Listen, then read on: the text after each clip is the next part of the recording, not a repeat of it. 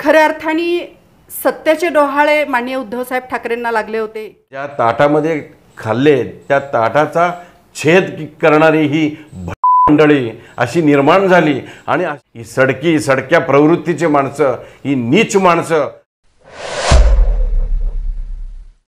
नमस्कार, मी वैशाली गुंड। स्त्रीवंती या विचार मालिकेमध्ये आज आपल्या भेटीला आलेले आहेत शिवसेनेचे नवनियुक्त जिल्हाप्रमुख, कार्यक्षेत्र सोलापूर महानगरपालिका, प्राध्यापक अजय दासरी सर। सर, जय महाराष्ट्र। जय महाराष्ट्र। खूप पूर्वीचा काळ आठवतोय। आता प्रश्नाच्या ओघामध्ये बऱ्याच गोष्टी खरं तर खुलल्या जातील, बोलल्या जातील।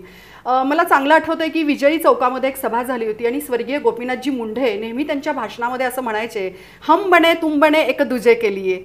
हिंदू हृदय सम्राटांची ती शिवसेना, बाळासाहेब ठाकरेंची ती शिवसेना, शिवसेना युती जी आपली भाजप शिवसेना युती होती ती तुटली। खऱ्या अर्थाने सत्याचे डोहाळे माननीय उद्धवसाहेब ठाकरेंना लागले होते की सत्ता लोलुप ते झाले होते? ही युती का तुटली? खरं म्हणजे युती तुटली की तोडावी लागली युती। एवढी वर्ष एकत्र काम करून सुद्धा जेव्हा बाळासाहेब होते तेव्हा बाळासाहेबांच्या त्या झंझावातीबरोबर भारतीय जनता पार्टी वाढत गेली।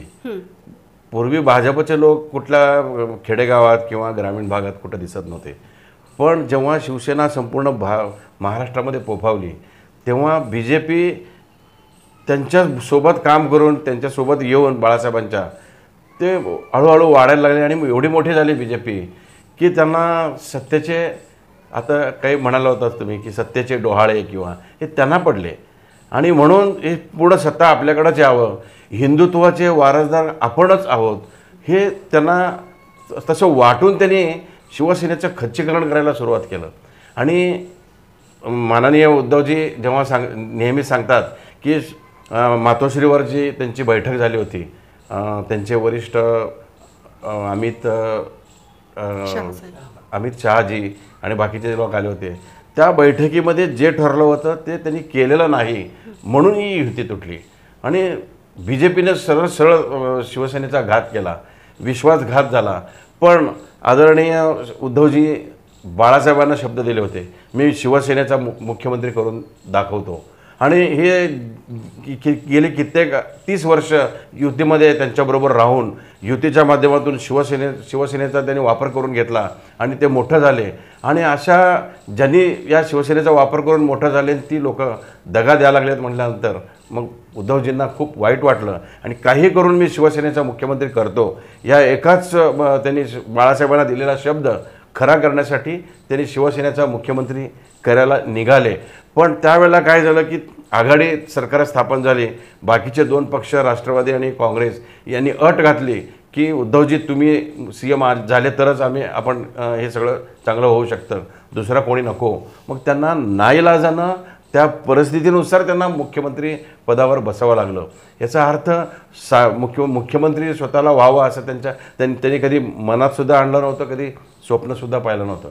शिवसैनिकाला मुख्यमंत्रीपदावर बसवणं हे बाळासाहेबांचं स्वप्न त्यांनी खरं करून दाखवण्यासाठीच हा सगळा अट्टहास त्यांनी केला। हे जरी तुमची मतं स्पष्ट असली, ती जनसामान्यांना पचत असली, रुचत असली, तरी जनतेतून असा आवाज येतो की हे मुख्यमंत्रीपद त्यांना लाभलं नाही किंवा ते अयशस्वी झाले। अयशस्वी झाले असं विरोधकच म्हणतात।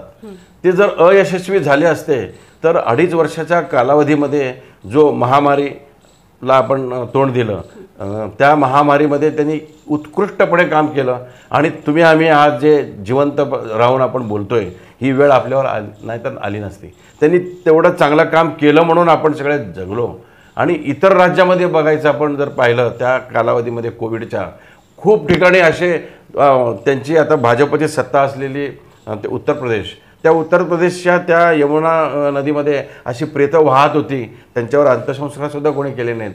असा प्रसंग महाराष्ट्रामध्ये त्यांनी येऊ दिला नाही। घराघरामध्ये उद्धवजींनी या काळामध्ये जे आपल्या टीव्हीच्या माध्यमातून यूट्यूबच्या माध्यमातून जे लोकांशी बोलायचे तेव्हा लोकांना आपुलकीनं ते सांगायचे की याच्यात कसं आपण जगलं पाहिजे, काय केलं पाहिजे, काय केल्याने आपण जिवंत राहतो, काय आपण त्या हे जिवंत राहण्यासाठी आपण काय प्रिकॉशन्स घ्यायला पाहिजे, हे ज्यांनी जे सांगितलं त्यांना लोकांना वाटायला लागले की आमच्या घरातलाच कुटुंब प्रमुख आहे आणि ते कुटुंब प्रमुख आहे असं प्रत्येकाला वाटण्या इतपत त्यांनी काम केलं आणि भारताने त्याची नोंद घेतली आणि त्या काळामध्ये काम केलेल्या सर्वोत्कृष्ट 5 मुख्यमंत्र्यांमध्ये उद्धवजींचं नाव आलं.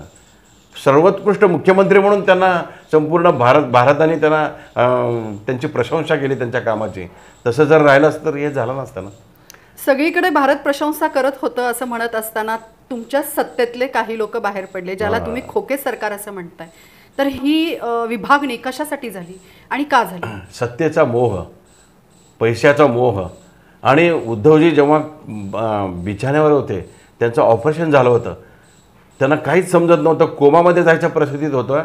अशा वेळेला पाठीवर वार करून ही तथाकथित मंडळी जी आहेत ती ज्या ताटामध्ये खाल्ले त्या ताटाचा छेद करणारी ही भडवी मंडळी अशी निर्माण झाली. आणि अशा वेळेला आता ते काय म्हणतात की आम्ही बाळासाहेबांचे शिवसैनिक आहोत आणि दुसरीकडे म्हणतात की आम्ही आनंद दिघेंचे वारसदार आहोत, आनंद दिघेंचे शिवसैनिक आहोत. आनंद दिघे जर राहिले असते जिवंत तर यांना जिवंत एकालाही त्यांनी ठेवलं नसतं. असे ते आनंद दिघे आणि त्यांचा फोटो आणि बाळासाहेबांचा फोटो वापरून हे भडवे मंडळी पैशासाठी त्या लोभापोटी सत्तेपोटी भाजपच्या आहारी गेले आणि भाजपने सुंदरपणे त्यांना हाताळलं आणि यांना कुठंतरी बाहेर जावं लागलं महाराष्ट्र सोडून. जर त्यांनी तिथंच राहिले असते, उद्धवजी त्यांना हाक दिली होती उद्धवजींनी, अरे तुम्हाला काय बोलायचं आहे बोला, मी नको असेल तर तुम्ही येऊन मला सांगा. एक जरी आमदार मला सांगितलं की उद्धवजी तुम्ही नको आम्हाला मुख्यमंत्री म्हणून, मी लगेच राजीनामा देतो असं उद्धवजी प्रसारमाध्यमातून बोलले, त्यांना आव्हान केले. पण ही मंडळी आली नाहीत. ही मंडळी सुरत मार्गे तिकडं आसाम गुवाहाटीला गेले आणि पूर्ण महाराष्ट्राचा तो त्यांनी सत्यानाश करून टाकला. ज्या विश्वासानं बाळासाहेबांनी या लोकांना पान टपरीवाला कोण हजाम होता त्याच्यामध्ये हजामाच्या दुकानामध्ये काम करणारा आमदार बनवलं, त्यांना मिनिस्टर केलं. अनेक तळागाळातले वेगवेगळे मंत्री आपल्याला बाळासाहेबांनी या महाराष्ट्राला दिले. अशी मंडळी पैशाच्या लोभापाठी गेले आणि ज्या मातोश्रीमुळं ही माणसं मोठी झाली, ज्यांना आपल्या घरात नाही आपल्या तिथं राहणाऱ्या त्या क्षेत्रामधल्या गल्लीमध्ये सुद्धा मान नव्हता, अशी माणसं साहेबांनी पारखून त्यांना विधानसभेमध्ये पाठवलं आणि मोठी केलं. ज्या लोकांनी ही मातोश्रीचं अन्न खाल्लं, शिवसेनेच्या नावावर त्या शिवसेनेच्या बी फॉर्मवर उद्धवसाहेबांच्या सहीनं त्यांनी बी फॉर्म दिले आणि ते आमदार झाले, त्याच उद्धवसाहेबांना त्याच मातोश्रीला दगा दिले. अशा दगाबाज या लोकांना येणाऱ्या निवडणुकीमध्ये जनता निश्चितपणे त्यांना त्यांची जागा दाखवून देईल. आणि अजूनसुद्धा मला माझ्यासारख्या शिवसैनिकाला असं वाटतं की जे काही झालं ते एका दृष्टीनं बरं झालं. ही सगळी घाण गेली निघून शिवसेनेमधनं आणि ही घाणेरडी माणसं, अशी माणसं नकोच आहेत शिवसैनिकांना. सर, तुम्ही सुद्धा शिवसेनेचे शिवसैनिक, जबाबदारी तुमच्याकडे, 3रे जिल्हाप्रमुख तुम्ही होतात. मला चांगलं आठवतं मनोहर जोशी मुख्यमंत्री होते आणि हुतात्मामध्ये एक चांगला मेळावा चालला होता आणि तुमच्या गाडीचा ॲक्सिडेंट झाला. तर मनोहर जोशींनी माईक सोडून किंवा त्या कार्यक्रमा ठिकाणी असं अनाऊन्समेंट केलं की अजय कुठं आहे. म्हणजे इतका जिव्हाळा त्या नेत्यांमध्ये होता. हिंदू हृदय सम्राट सोलापूरच्या दौऱ्यावर असतील किंवा राजसाहेब ठाकरे असतील, उद्धवसाहेब ठाकरे असतील, संघटना विखुरली गेली. पण सर्वसामान्य कार्यकर्ते म्हणून जेव्हा आपण काम करत होतो तेव्हा अशा छोट्या छोट्या गोष्टींच्या नोंदी आपल्या आयुष्यात होत असतात. तुम्ही मध्यंतरी शिवसेना सोडून काँग्रेसच्या व्यासपीठावर होतात. आज पुन्हा शिवसेनेमध्ये शून्यातून परत उभं होत आहे. काय स्थित्यंतर आहेत तुमच्या विचारांमध्ये किंवा तुमच्या त्या सगळ्या प्रवासामध्ये काय घडलं आणि कसं घडलं? खरं म्हणजे शिवसेनेने अजय दासरीला चेहरा दिला. शिवसेनेने अजय दासरी या माणसाला नाव दिलं आणि ज्या शिवसेनेमुळं मी वाढलो मोठा झालो त्या शिवसेनेला मी आता आयुष्यात विसरणार नाही. एक ती जी झाली होती ती चूक, त्या काळामध्ये ती परिस्थिती निर्माण झाली होती म्हणून मला बाहेर जावं लागलं. पण मी बाहेर गेलो तरी मला शिवसेनेचा नेता म्हणूनच मला लोक ओळखायचे. इवन सुशीलकुमार शिंदेसुद्धा म्हणायचे आपल्या ते शिवसेनेच्या नेत्याला बोलवा. मी काँग्रेसमध्ये राहू शकलो नाही आणि मीच नाही, कुठलाही बाळासाहेबांच्या बरोबर काम केलेला, त्यांच्या नेतृत्वाखाली काम केलेला शिवसैनिक इतर कुठल्याही पक्षामध्ये टिकणार नाही. आणि उद्धवसाहेब बाळासाहेबांचे विचार पुढे नेत आहेत, ते सुद्धा त्याच पद्धतीनं पदाधिकाऱ्यांना शिवसैनिकांना आपुलकीनं बोलतात, ते विचारपूस करतात. कुठेही आलं तर कसा आलास, काय कोणत्या गाडीनं आलास, जाणार कसं, सावकाश जा, अशा गोष्टी उद्धवजीसुद्धा बोलतात. आणि सौभाग्यवती रश्मी वहिनीसुद्धा ह्या शिवसैनिकांच्या खूप केअरटेकर म्हणून ते काळजी घेतात. संपूर्ण मातोश्री आता कुणीही मातोश्रीमध्ये या, पूर्वी वाटायचं हे मातोश्रीमध्ये कोणाला सोडत नाहीत आणि हे जे गद्दार गेलेले आहेत ते म्हणायचे आम्हाला मातोश्रीमध्ये प्रवेश नव्हता. आता मी 3 दिवसापूर्वी मी मातोश्रीवर जाऊन आलो. अशी जत्रा गर्दी होती मातोश्रीसमोर, तिथं विचारत नव्हते. सगळ्यांना बोलवले साहेबांनी, आलेच सगळेच समोर मातोश्रीच्या समोर उभारले आणि उद्धवजी गॅलरीमध्ये आले आणि म्हणाले मातोश्रीमध्ये मी तुम्हा सर्वांचं स्वागत करतो. आम्हाला काही नको, आम्हाला फक्त मातोश्री आणि उद्धवजींचे आदेश एवढंच आम्हाला माहिती आहे. पूर्ण वेळ सगळं माझी आता मुलं सगळे व्यवस्थित सेटल झालेली आहेत. मला आता काय नाही, आता पूर्ण वेळ मी तुमच्यासोबत आहे. तुम्ही सांगाल ते मी पूर्ण तडीच न्यायला मी तयार आहे असं त्यांना ग्वाही दिली आणि त्यांनी माझी नेमणूक केली. म्हणून मी शतशः त्यांचा आभारी आहे. खूप म्हणजे अनिल कोकिळसारखे संपर्क प्रमुख सोलापूरला लाभले. म्हणजे आतापर्यंत अनेक संपर्क प्रमुख बघितले मी, पण अनिल कोकिळसारखे संपर्क प्रमुख ते तिथं नगरसेवक म्हणून मुंबईत काम करतात, ते सोलापुरात आले, सर्वसामान्य शिवसैनिकांमध्ये मिसळायला लागले, सर्वांच्या सुखदुःखामध्ये यायला लागले आणि उद्धवजींचे जे विचार आहेत ते विचार सांगण्यासाठी असं सर्वसमावेशक त्यांनी एक पदाधिकाऱ्यांची ही जी फळी तयार केली. त्याच्यामुळं कोकिळ साहेबांचं कौतुक करावं तेवढं थोडं आहे. त्याच्यामुळं हे कोकिळ साहेब सोलापूरला लाभले आणि त्यांच्यासोबत मला ही काम करायची संधी मिळाली. ही जी संधी मला मिळाली त्या संधीचं मी निश्चितपणे सोनं करेन. खरं तर सरांना माझा प्रश्न असा होता की सरांनी काँग्रेसच्या राजकीय क्षेत्रात म्हणजे काँग्रेसमध्ये पण काम केलं होतं. ही वेदना याच्यासाठी होती की आपण काम करत असताना आपल्याला प्रचंड वेगाने धावावं लागतं आणि अशा वेळेलाच कुठेतरी एक बांध घातला जातो आणि आपल्याला डायव्हर्ट केलं जातं. मी सुद्धा भारतीय जनता पक्षाची जिल्हाध्यक्ष म्हणून काम करत असताना काही मतभेद झाली आणि मी पक्षातून बाजूला झाले. त्या वेदना मला माहिती आहेत सर. आपण रमू शकत नाही. जोपर्यंत रक्त आहे तोपर्यंत भगवा आहे, हिंदुत्वाचा विचार आहे. ही वेदना यासाठीच होती आणि हा प्रश्न यासाठीच होता सर, कारण समदुःखी माणसं त्याच्यावर चांगल्या पद्धतीनं बोलतात. आणि अजून मी असंही म्हणेन की सुबह का भुला शाम को लौटा है तो उसे भुला नाही करते. त्यामुळे पक्षाला माझी गरज आहे आणि म्हणून मी माझा पूर्ण वेळ पक्षासाठी देणार आहे अशी भूमिकाही सरांनी मांडली. सर, शिवसेनेच्या अपोजमध्ये हिंदू हृदय सम्राटांच्या विरोधात, हिंदुत्वाच्या विरोधात बोललेली माणसं शिवसेना कशी आहे हे सांगण्यासाठी व्यासपीठावर येत आहेत आणि त्यांना प्रवक्ता म्हणून घोषित केलं. हे कितपत योग्य आहे? आम्ही जेव्हा शिवसेनेत काम करायचो पूर्वी, तेव्हा लोक येत नव्हते. आपण भाषणं करायला उभारले की 5 लोक 10 लोक असायचे, तरी पण आपण 1-1 तास बोलायचो. आपले विचार त्यांना पटत नव्हते. आता शिवसेनेचे विचार लोकांना पटायला लागले. जे शिवसेनेच्या विरोधात आग ओकायचे अशी माणसं शिवसेनाच का असं जर सांगत असतील, सुषमाताई अंधारेंसारख्या, तुमचा रोग तिकडेच होता, तर सुषमाताई ज्या विचाराच्या होत्या तो विचार बदलून ते इकडं आले. म्हणजे त्याच्यामध्ये जी जादू शिवसेनेमध्ये आहे, जी जादू आदरणीय उद्धवजी बाळासाहेब ठाकरे यांच्या कार्यकर्तृत्वामध्ये आहे, त्या जादूमुळं ते सगळं शक्य आहे. म्हणून ही माणसं येत आहेत. आयात नाही करत, आम्ही कोणाच्या दारात नाही गेलो. ही लोक येत आहेत आम्हाला शिवसेनेत काम करायचं आहे. आणि प्रबोधनकारांचे विचारसुद्धा आता परत एकदा लोकांच्या समोर यायला लागलेत. प्रबोधनकारांचं हिंदुत्व काय आणि बाळासाहेबांनी सांगितलेलं हिंदुत्व काय. आणि इथं जातीभेद असा विषयच शिवसेनेमध्ये नाही आहे. कारण पान टपरीवालासुद्धा मिनिस्टर होऊ शकतो. त्याची जात कधी विचारली नाही. बाळासाहेब मला कधी विचारले नाहीत जात. मी कधीतरी असं तेलुगू बोलताना इकडे म्हणत, तू काय बोलायला कुठली भाषावर? मी तेलुगू आहे. तू तेलुगू आहेस? मग मराठी छान बोलतोयस की? नाही, मी मराठीच आहे. वेल तेलुगूचे आहे, त्याला फुलं मराठीचे आलेले आहेत. आणि मी म्हणायचो माझी मातृभाषा तेलुगू आहे, पण ह्या महाराष्ट्राच्या मातीत आम्ही जन्मलो आणि तुमचे विचार ऐकूनच आम्ही तुमच्याबरोबर काम करतोय. ते तुमच्या विचारांचं यश आहे. आणि म्हणून असं आयात कधीच केलेलं नाही शिवसेनेने. आलेल्या लोकांचं स्वागत करणं ही संस्कृती आपली आहे, महाराष्ट्राची संस्कृती आहे. आणि विचार बदलून येत आहेत म्हणल्यानंतर तिथं शिवसेनेचं तुम्ही प्रस्ताव वाढत चाललंय हे त्याच्यावरून दिसून येत आहे. हा माझा रोग जरी नसला प्रश्नाचा, तरी डिजिटल मीडियामधून वेगवेगळ्या प्रकारचे म्हणजे सुषमाताईंचा खरं तर त्या वाक्चातुर्य आणि अगदीच म्हणजे त्यांनी महाराष्ट्राला आपलंसं केलेलं आहे. वैयक्तिक नसलं तरी पण आता डिजिटल मीडियाच्या माध्यमातून पूर्वीच्या सुषमाताई आणि आत्ता शिवसेनेची भूमिका मांडताना सुषमाताई अशा पद्धतीचे व्हिडिओज व्हायरल होतात. त्यामुळं हा जनमानसातनं आलेला प्रश्न होता. दुसरा त्याला लागूनच असा प्रश्न आहे सर, खरं तर लोकशाहीचा 4था स्तंभ म्हणून आपण वृत्तपत्राकडे पाहतो. खरं तर मला वाटतं की पीतपत्रकारिता आता आलेली आहे बऱ्याच ह्याच्यामध्ये. सामनाचा जो दर्जा होता किंवा सामनामध्ये जी मनमर्जी चाललेली आहे त्याच्यावर काय? सामना आग आहे.